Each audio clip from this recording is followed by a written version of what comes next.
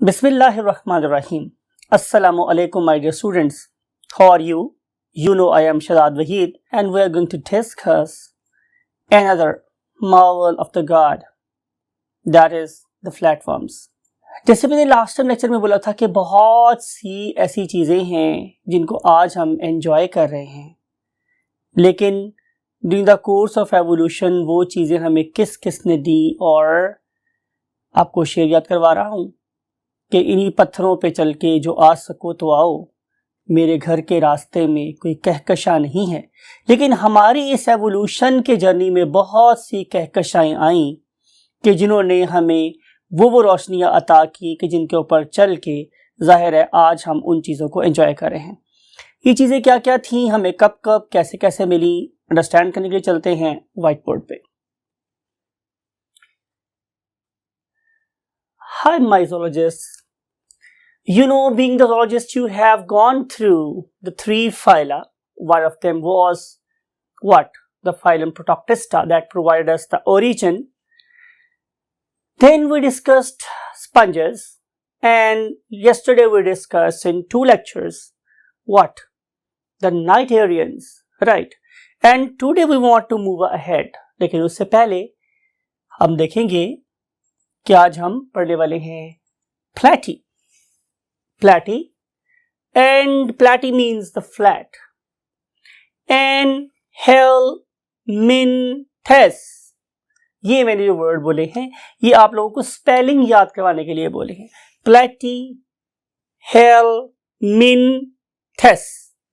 Now, what is its true pronunciation? Platyhelminthes. It's a true pronunciation for this phylum, Platyhelminthes, right? लेकिन याद करने के लिए मैंने क्या बोला है? Platyhelminthes.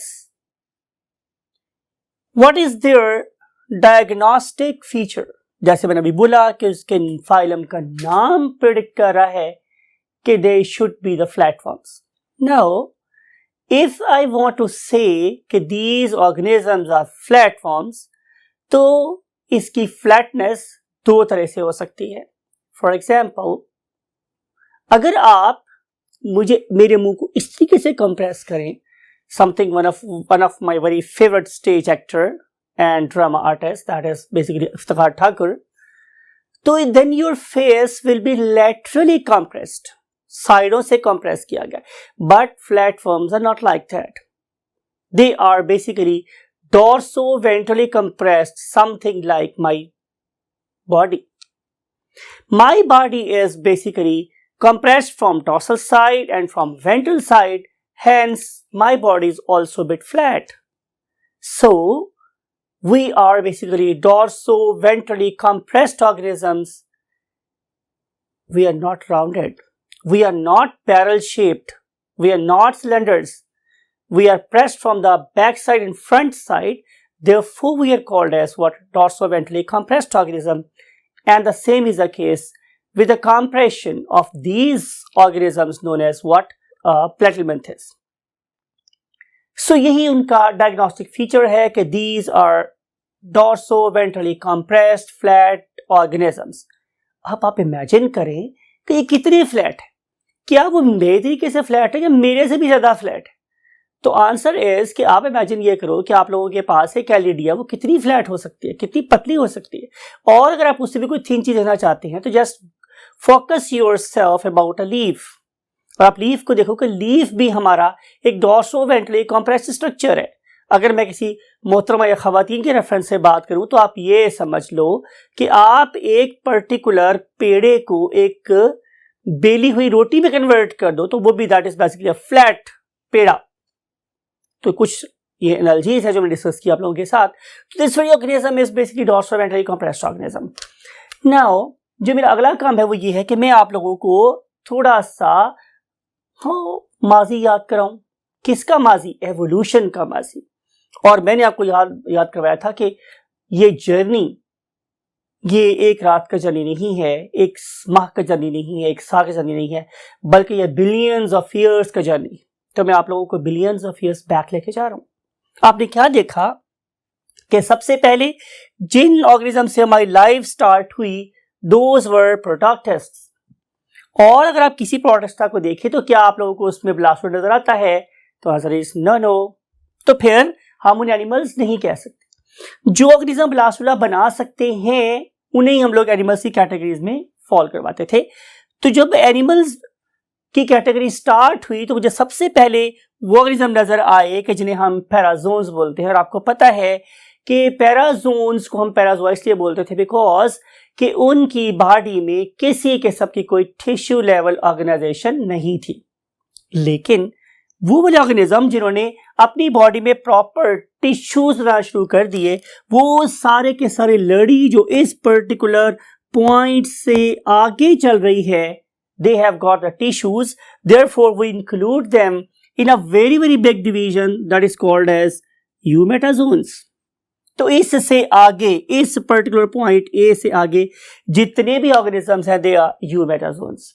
नाउ फिर एक और मोड आता है एवोल्यूशन में, ये बात डिस्कस हुई, रिइंफोर्स कर रहा हूं।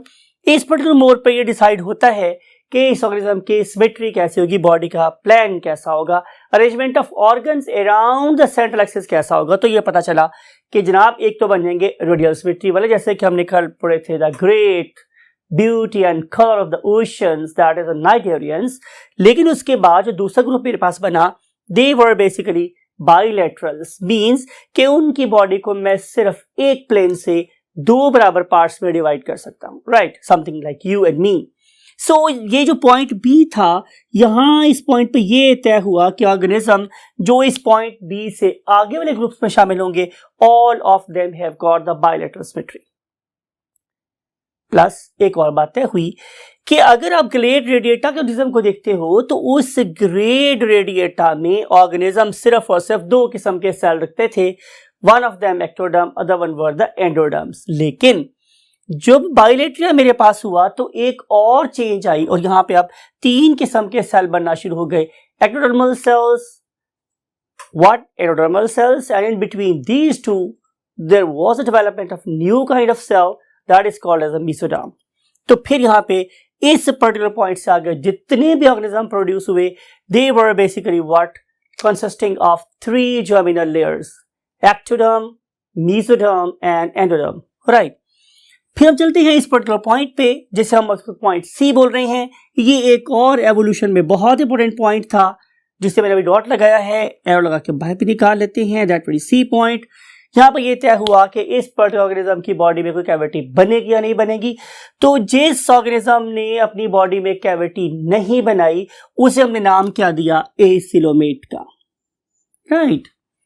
और जिन्होंने कैविटी बनाई उनके आगे फर्दर दो टाइप्स हो गई कि या तो उनकी कैविटी फॉल्स होगी या ट्रू होगी। और अगर कैविटी फॉल्स थी तो आपको याद है मैंने बोला था दे आर बेसिकली सूडोसिलोमेट्स, और जिनकी कैविटी थी they were called as what, coelomates. और एवोल्यूशन इससे आगे कहां चलती है ये हम आगे डिस्कस करेंगे। आज हम जिस पर्टिकुलर पॉइंट पे रुके हुए हैं that is basically the point C, और इस पर्टिकुलर पॉइंट सी तक पहुंचने के लिए हजारों लाखों साल जिंदगी इवॉल्व होती रही, राइट। सो देखते हैं कि इस पर्टिकुलर ऑर्गेनिज्म की या इस पर्टिकुलर ग्रुप की एवोल्यूशनरी स्टेटस क्या है। So look at this, if we look at the cellularity, so these organisms are basically multicellular. These organisms are multicellular, right? And if you look at their tissue level organization, so yes, they have got the tissues. So tissues are present. We can place a good over here. And these organisms, those have got the tissues are called as eumetazoa. So these are eumetazoa.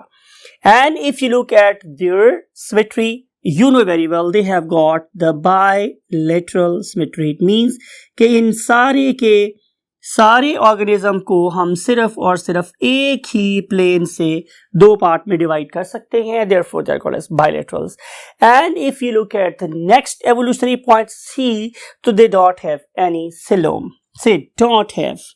They do not have any coelom. इनके पास कोई coelom नहीं है। और आपको पता है कि जिन organism के पास कोई सिलोम नहीं होती हम उन ऑर्गेनिजम्स को क्या बोलते हैं, acoelomates. These are called as acoelomates, right? And if you look at the layers, so let's move to the next column of the board. और next column of the board मुझे क्या बता रहा है, जाहिर है layers के बारे में. तो they have got of course 3 types of cells, so they should make 3 layers. Outer one consists of very small cells, and these particular small cells are called as ectodermal cells, and these ectodermal cells, they are lying outside. ये सबसे बाहर होते हैं और ये उसकी body की protection कर रहे हैं. फिर उसके बाद आते हैं मेरे पास सबसे अंदर वाले सेल, और उन अंदर वाले सेल्स को हम नाम कर देते हैं एंडोडर्मल सेल्स. Endodermal cells. अब आपने ये इमेजिन करना है माय डियर स्टूडेंट्स, बात को जरा आप गौर से समझेंगे. बेस्ट एग्जांपल क्या है? बेस्ट एग्जांपल है आपके घर में प्रेजेंट मेड या आपकी वालदा मोहतरमा या आपकी कोई सिस्टर जो क्या पका रही है, रोटी. कैसे? आपने क्या किया, आपने एक रोटी को बेला. जब आपने उस पर्टिकुलर रोटी को बेला तो उसके अंदर कोई स्पेस नहीं था, लेकिन जब आपने उसको पकाना शुरू किया उस पर्टिकुलर तवे के ऊपर डाल के, तो क्या हुआ, अगर कोई बहुत अच्छी मतलब मैन्युफैक्चरर ऑफ द ब्रेड है तो आप देखेंगे कि वो 2 लेयर्स को बिल्कुल सेपरेट कर लेती. When 2 layers are basically separating from one another, तो we use a term for it that is called as a delamination. 2 layers दूसरे से जुदा कर देना, 2 layers को दूसरे से जुदा कर देना कहलाता है delamination. तो जब हमने delaminet किया तो जो हमारी चपाती थी उसकी 2 layers बन गई, एक ऊपर वाली और एक नीचे वाली. यही वाला काम यहां पर भी हुआ during the course of evolution. In particular 2 किस्म के सेल्स के दरमियान में एक तीसरी किस्म के सेल बन गए जिनका नाम क्या था, मेसोडर्मल सेल्स. लेकिन माय डियर स्टूडेंट्स, आपने ये बात याद रखनी है कि जब लैमिनेशन हो रही थी तो चपाती की दरमियान में कैविटी क्रिएट नहीं हुई, बल्कि उस पर्टिकुलर कैविटी को थॉरली फिल कर दिया एक खास किस्म के सेल्स है जिनका नाम मेरे पास क्या था, मेसोडर्मल सेल्स. ठीक है, तो चूंकि आपको पता है कि यहाँ पे the cavity was totally taken up by the mesodermal cells, therefore these particular organisms, they are acoelomate despite of the fact that they have got 3 types of cells.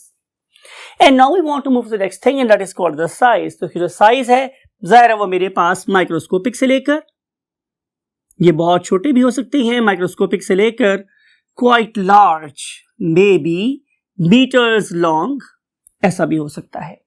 और मीटर्स लॉन्ग ऑर्गेनिज्म की जो best example है none other than the tapeworm. So this is a huge organism that belongs to this particular group.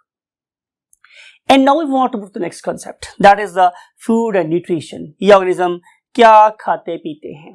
तो बात ये है my dear students कि हमारे पास न्यूट्रिशन की बेस पर इन पर्टिकुलर प्लेटिमंडस के मेंबर्स की 2 टाइप्स हैं. one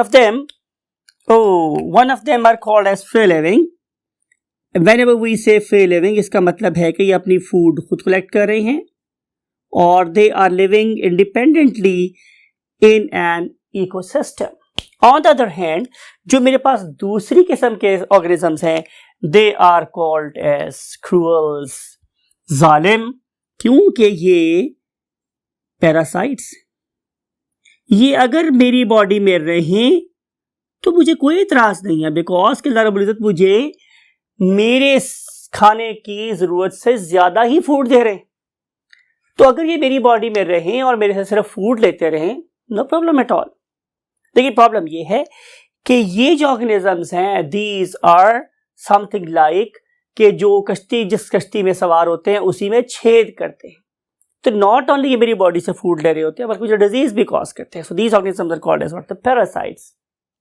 so either they can obtain food directly from the environment when they are doing it, so they are basically you can say engulfing what, the dome. Whenever I write dome, it means dead organic matter. तो ये dead organic matter को के ऊपर से feed कर रहे होते हैं. On the other hand, ये जो मेरे पास parasite है, if they are living in my body, they are quite lucky. Why I am saying them lucky? Because these organisms are basically provided with the digested food. They don't have to strive, they don't have to struggle for the obtaining the food, because they have to work only once. Once they join my body or body of any host, तो no matter, कोई tension नहीं है, कोई चक्कर नहीं है, these organisms, they will just enjoy the food that I will take. तो इस लिहाज से these parasites, they don't have to wait for the availability of the food. अब बात करते हैं वापस free living organisms की. Look at this particular video. आपको इस वीडियो में नजर आ रहा है कि ये है मेरे पास एक what?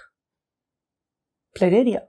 And this particular planaria is carrying out feeding under microscope. So you can see that this particular planaria has got a protrudable. Whenever you use the term protrudable, it means जो कि बाहर निकल सकता है, something like my tongue or your tongue. It is protrudable. ये बाहर निकल सकती. तो जब एक चीज बाहर निकल सकती है तो हम उसे बोलते हैं protrudable. So they have got protrudable pharynx. This particular pharynx can come out of the body and then it can carry out some sort of muscular movements that will carry out the process of engulfment of the dome.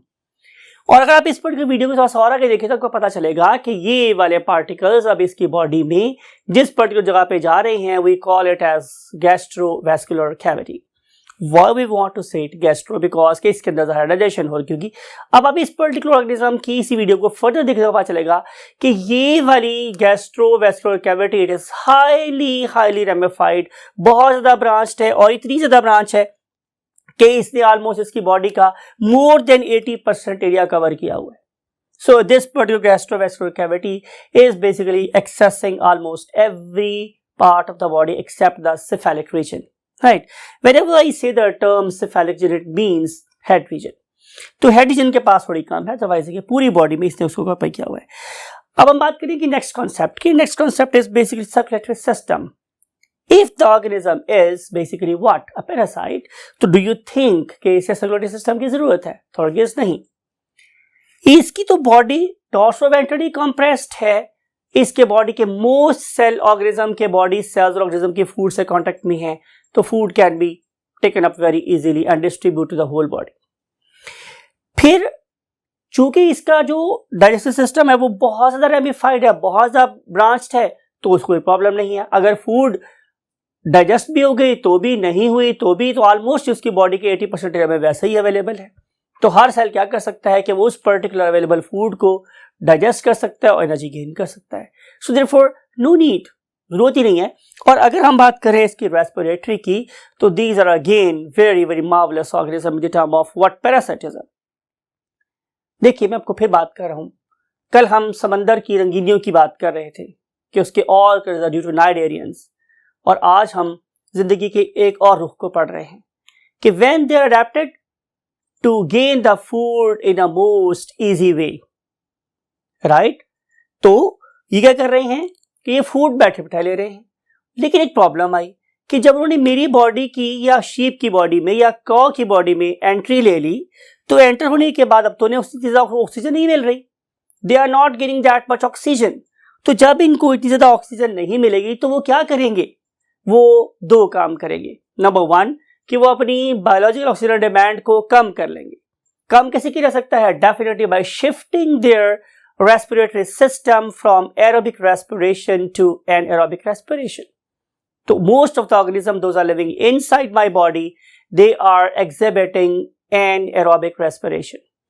दूसरा काम क्या किया जा सकता था कि अपनी cuticle को बहुत थिन कर लो. तो उन्होंने अपनी क्यूटिकल को बहुत थिन कर लिया as compared to the organism those are basically free living, right? और जो free living organism है, they are most of the cells in direct contact with the water, so therefore they can get you get oxygen directly from the of course surroundings. Plus वो water जिन्होंने engulf किया है, it is also rich in oxygen, तो वहां से भी इनको oxygen मिल सकती है. So there is no very much detailed need of circulatory system and respiratory system. So next move to the next concept that is called as a nervous system. Now look at this. This very organism that is called as the planaria. This organism is again a marvelous organism. Because during the course of evolution, they have introduced a very unique term जिसने शायद आपको इन समझाने में बड़ी help की है, जिसने आप लोगों को इन्हीं ऑर्गेनिज्म से बहुत मुमताज कर दिया है. That is a very big head that can carry out the process of thinking, that can carry out the processes, those are called as supra-biological processes. Right? उसकी इब्तदा, उसका आगाज किसने किया? इसी पर्टिकुलर ऑर्गेनिज्म ने, और इन्होंने इंट्रोड्यूस करवाई एक you can say process that is called as cephalization. Cephalization इसका मतलब यह है कि इन्होंने प्रॉपर एक डिस्टिंक्ट हेड बनाना शुरू कर दिया. और जब मैं बात करता हूं माय डियर स्टूडेंट्स हेड की, तो इसका क्या मतलब है? इसका मतलब ये है कि उनके पास more than required number of intermediate neurons है. प्लस क्या आपके सर में सिर्फ न्यूरॉन ही ज्यादा है? तो आंसर इज नो. अल्लाह ताला ने आप लोगों के इस पर्टिकुलर रीजन को और बहुत चीजों से नवाजा है. Something like your eyes, nose, ears, tongue, this and that. इस पर्टिकुलर प्रोसेस की तकमील हजरत इंसान में हुई है, लेकिन इसका आगाज जिस ग्रुप ने किया था, that is basically the platyhelminthes, right? So these particular organisms, they have got the head that is very much rich in chemosensory cells that can detect the presence of the food around them. They have got the eye spots, and these particular eye spots definitely helping them to carry out many biological processes of predation and escaping from the prey, gaining entry to the, you can say, host body, and then of course finding the mate. तो ये सारी की सारी चीजें उसके head region के अंदर concentrated neuron और सेंसरी सेल्स की वजह से होती है. And this phenomena is called as cephalization. Plus अगर आप इस ऑर्गेनिज्म को देखेंगे तो आपको नजर आएगा कि इसकी साइड पर दो कौन सी नर्व है? Lateral nerves. These particular lateral nerves they move from the head to the tip of the basal tip of the organism. Plus इन पर्टिकुलर नर्व्स को जोड़ने के लिए मेरे पास, मैंने बहुत दफा वर्ड यूज कर चुका हूं आप लोगों के लिए, आपको बिल्कुल याद हो चुका होगा कि that is called as basically commissural nerve. Those are going to communicate, राबता बनाती हैं दो लेटर नर्व्स का आपस में. देयरफॉर हमने क्या बोलते हैं? Commissural nerves, right? So now we want to move to the next concept, and that is called the skeleton and locomotion. Look at this. These organisms, they are again very intelligent. If they are living outside, you can say host, they have got a very, very thick cuticle. But once they join their host, they cause its thickening, and they basically carry outward thinning of the cuticle. So organism living inside the body, they have got very thin cuticle that definitely helps to maintain its shape and prevent this particular organism from the very adverse effects of certain medicines. So, very thin cuticle. They lack any sort of locomotor organs because they don't need it. Why? They are living in my body. They just have to stuck themselves, or they have to adhere themselves with my intestine or with my body. So for this purpose, they have got few structures, something like hooks, something like suckers, something like other barbs, anchors of you can say organs, but they don't need any sort of locomotion, right? So locomotion is possible only and only in free living organisms. Look at this. Okay, this particular plate area, it has got cilia on the ventral side only. There is no dorsal. You can say cilia, and these particular cilia definitely they help the organism to crawl on the dome, and you can say spread its pharynx, its muscular pharynx, protrudable pharynx to get the food from the surroundings. Now we want to move to the reproduction. Last concept of the day. What is meant by reproduction? Again, बार-बार आपसे बोल रहा हूं, अपने जैसा organism और produce करना क्या कहलाता है? रिप्रोडक्शन. रिप्रोडक्शन अगर ना होती तो शायद इस पर्टिकुलर जमीन पे जिंदगी बहुत छोटी से टाइम के लिए अपेयर होती और फिर वैनिश हो जाती. It is reproduction that basically ensures the continuity of the species and races on the face of earth. So reproduction is must for most of the organism of that particular species. So अगर मैं बात करता हूँ इसकी reproduction की तो मुझे पता चलता है कि they can carry out reproduction by two means. Look at this. One of them is called as asexual reproduction. Or in case of asexual reproduction, we have to have only one organism. और इसके sexual reproduction का जो सबसे common वे है वो क्या है? That is called as regeneration. Regeneration. Regeneration.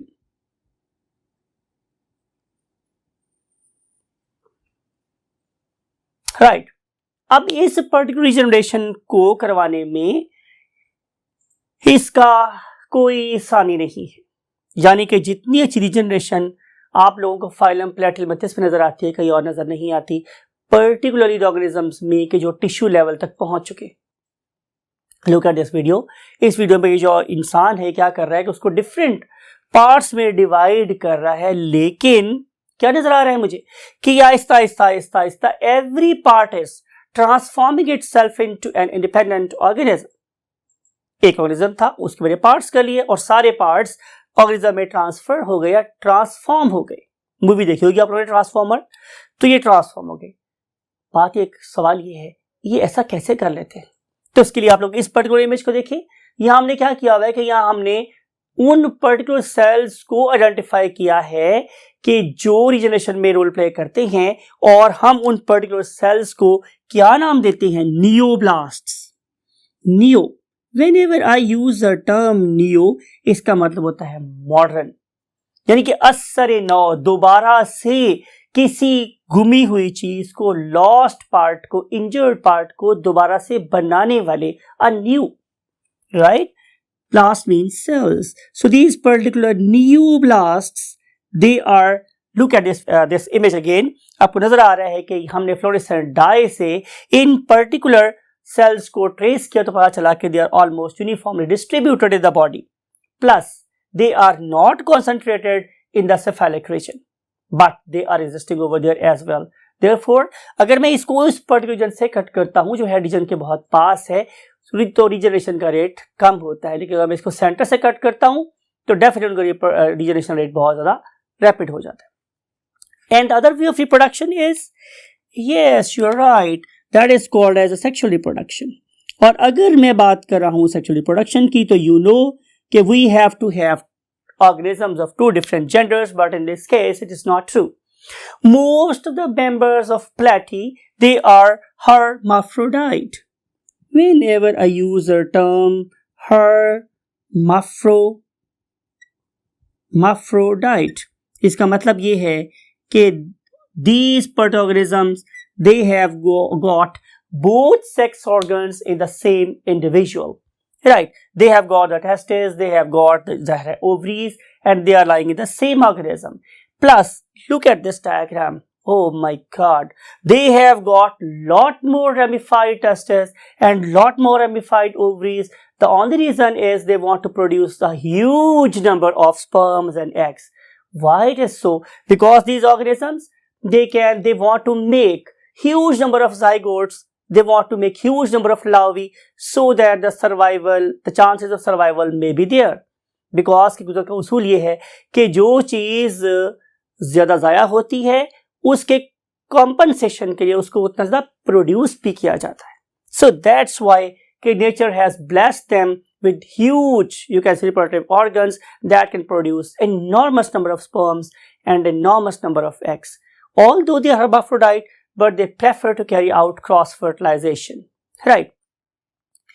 And that's it for today. लेकिन ये बात जरूर याद रखिएगा कि इनमें बहुत ऐसी स्पीशीज भी हैं कि जिनके अंदर मेल ऑर्गेनिज्म सेपरेट है और फीमेल ऑर्गेनिज्म सेपरेट है. छोटा सा होमवर्क आपके ऊपर छोड़ के जा रहा हूँ कि कभी इंटरनेट यूज करें तो ये भी देखिएगा कि प्लेटी के वो कौन कौन से मेंबर्स हैं कि जो प्योर मेल हैं और प्योर फीमेल है. इसी एक थॉट पॉइंट के साथ मैं चाहूँगा आप लोगों से इजाजत, और हमेशा की तरह आपसे कहूँगा कि अपना और अपने इर्द गिर्द के लोगों का, पर्टिकुलरली अपने पेरेंट्स का बहुत ख्याल रखिएगा, उन्हें बहुत खुशियाँ दीजिएगा, क्योंकि खुशी हमेशा देने से बढ़ती है, फैलाने से बढ़ती हैं. आई वॉन्ट टू से यू बाय बाय, अल्लाह हाफिज़.